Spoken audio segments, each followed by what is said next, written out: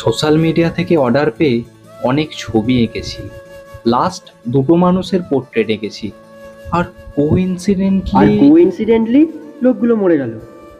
আপনি তো আর্টিস্ট নন মশাই, আপনি তো ম্যাজিশিয়ান। একটা দুর্ঘটনার পর নিজের থেকেই পালিয়ে বেড়াচ্ছি, আর বিরক্ত করার জন্যে ভগবান আমার সামনে আপনাকেই পাঠালো। কিন্তু এসবের মাঝে আমাকে কেন? এমনি আর কি। ওদেরকে কিন্তু আমি ছাড়বো না বলে দিলাম, আপনি যতই।